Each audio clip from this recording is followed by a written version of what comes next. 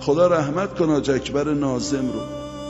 ماشین بنز که می آوردن آقا رو ببرن میفرمود که برید من پیاده میام. گفتن آقا ماشین اومده برای چی پیاده؟ میفرمود من هر قدمی که به سمت خیمه سید الشهدا میزنم برای هر قدم و هر نفسش یه حج از سید الشهدا میگیرم. حاج اکبر ناظم میگه غروب محرم بود، خسته و کوفته، چند تا روزه، گفتم برم خونه یه استراحتی کنم آماده شم بیام برای شب. رفتم تو کوچه موندم، کوچه‌مون رو کندن، از یه کوچه دیگه باید برم. گفتم کوچه بغلی میرم. کوچه بغلی رو پیچیدم تو کوچه، وسط کوچه جوب بود. دیدم 4 تا بچه قد و نیم قد چادرای مشکی مادراشون آوردن به هم گره زدن، یه خیمه کوچیک درست کردن. تا منو دیدن دویدن، حاج اکبر حاج اکبر. بله برای ما روزه میخونی؟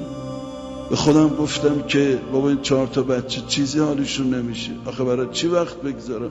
نه صله داره، نه اعتبار داره، نه کسی متوجه میشه. دیدم خیلی التماس میکنن، این گوشه کت منم هی میکشن، حاج اکبر تو رو خدا، حاج اکبر تو رو خدا.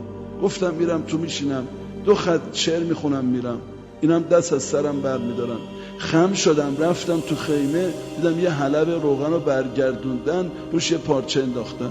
نشستم روی این حلب تا گفتم السلام علیک یا ابا عبدالله.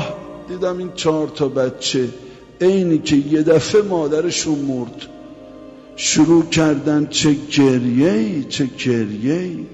از گریه اینا حال من ریخت به هم. منم خوندم و گریه این بچه ها گریه. روزه تموم شد، پا شدم برم. گفتن حاج اکبر ما سله که نداریم بدیم، چایی داریم، چای بیاریم. به خودم گفتم نشین، اینا بچه‌ن، طهارت نمیدونن چیه، دستشون ناپاکه، چایشون هم ممکنه پاک نباشه. گفتم نه نمیخورم، میرم خونه میخورم. از خیمه زدم بیرون، اومدم خونه خسته و کوفته متکا گذاشتم تا سرم گوشم رو متکا، خوابم برد.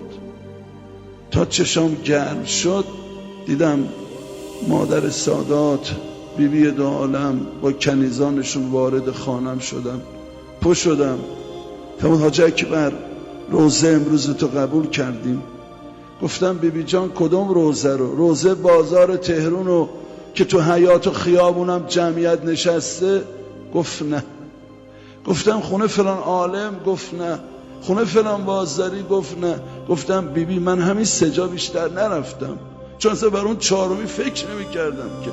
بیبی فرمود که اون خیمه که اومدی 4 تا بچه بودن، 5می اونا من بودم که نشسته بودم گریه می کردم. راستی حاج اکبر امروز دلمو شکستی، هر چند روزتو قبول کردم. چرا بیبی جان؟